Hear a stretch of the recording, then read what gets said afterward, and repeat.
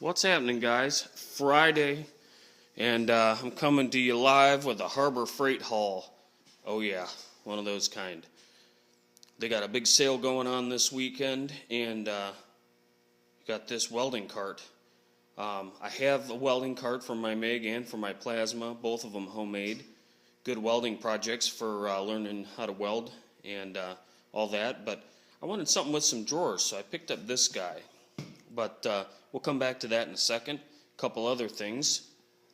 I picked up a body filler mixing board. A lot of people use an old piece of a road sign or piece of sheet steel or aluminum or something. And I don't know, I decided to give one of these a try for larger portions when you're really trying to mix up a bunch. I think this was like $7.99. It's got a little handle there. I don't know that the handle's good for much anything, but it has one. Set that over on the car. And then they had these on sale. They're moving blankets. And I never thought I could find a use for these, but I came up with the idea that I'm going to use these to cover up my welder and plasma cutter, and then use them to cover other things. Not really use them as movers blankets. They're just nice padded blankets. So 40 inches by 72, so 6 feet by just a little short of 4. $3 a piece, so I picked up 5 of those. So we're going to go ahead and I'm using my iPhone today. I left the camera at home, so I'll bring you back in a minute here. We're going to unbox this welding cart and see what it takes to put it together.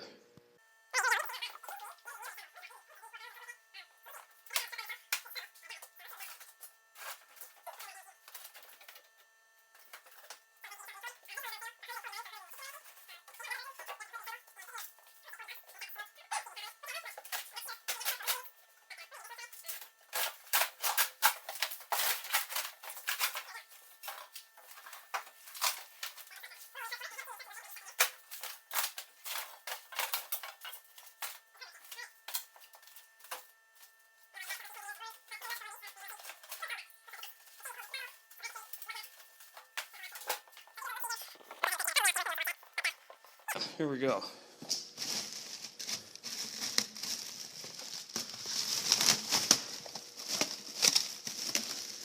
Looks like it's either dark green or black in color. Probably black. But it's got 3 drawers in it. Nothing too crazy, but that one's a little deeper than the first. And there's some more pieces, parts. And then it's got like this little garage on the bottom you can put your welding helmet in. So I'm going to go ahead and get the instructions out and put this thing together, and then we'll take a look at it and see what it turns out to be. Alright, so let's take a look at this Chicago Electric Harbor Freight welding cart. I'm going to tell you what, it took me 15 minutes to put it together, and these are the only tools you need. Well, you might need one of these too, just to be safe. So this is not a number 2 Phillips, it's a little larger. It's a Harbor Freight one, as you can tell. That's my favorite 1/4-inch dry ratchet. That's Harbor Freight. 10mm socket, or an open-end wrench would work. And I just used my little impact driver with a Phillips bit on it, because all the fasteners except for 2 are a self-tapping Phillips head with the locking serrations on the bottom. I call these whiz screws or whiz bolts or whatever, so they lock when you put them in. So I ran them all in with that and didn't get too carried away, and then I went to check them with this, and they're all good. So nice and tight. The handle's got like a rubbery coating to it, so it's pretty nice. And display model didn't show these, but these drop in dividers for the drawer, for the top drawer, which isn't real deep, but you can put spare tips and things like that for your welder or plasma cutter, whatever you are using this cart for. The drawers are, I don't know if they're ball bearing or not, but boy, they slide really nice, and they feel substantial. They're not flimsy and tinny. So there you go. And a third drawer, which is a little deeper there. You could probably, I don't think you could stuff your welding helmet in that drawer, but you could certainly try. But plenty of room for spares. It's got the hooks on the side to hang your cables from, extension cord, whatever you want. Okay, both sides have those. Um, it rolls super nice. It's got some sort of ball bearings in the back wheels, and it's weird because instead of just having a bearing on the axle down here, the bearings are actually up in here. This is the part that spins. This center whole hubcap looking thing stays stationary. And then you got the chains to hold your bottle. So I'm going to go ahead and put my welder on it, and we'll see what we got. Alright, so here you go. I transferred my welder, which many of you have seen this. It's a Miller 180 auto set, a 220 volt machine capable of 5/16. It's an auto set machine, which I don't use very often, but this is about the cart, not the welder. So you can see the cables. I gotta get used to using a phone here. I gotta back up. The electrodes on the right side and ground clamp on the left. The bottle is secured. It comes with 2 chains, so it holds it real nice. Doesn't hold it super tight. The chain needs to be just a little bit different gauge to get the right tightness on it, but you could always, if you wanted it super snug, just wedge something in there so it pins it real tight. It's not going to fall. So I've got it filled up with all my spares for the welder and the plasma, my 023 tips, my 035 tips, extra, let's see what they call these, contact tip adapters that screw into the gun, and then all my plasma consumables in there. So that works out nice. Welding gauntlets, 2 pairs. These are actually TIG gauntlets, but I use them for MIG when I'm doing body sheet metal because they're more flexible.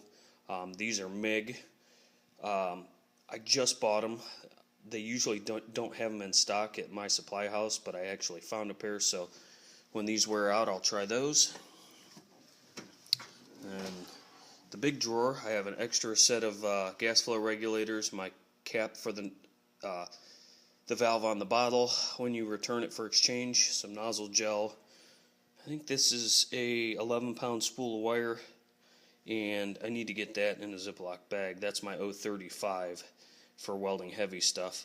I only have one of those type of magnet clamps, but a thing of I think that's 030 wire that came with the welder for whatever reason. I have no use for it.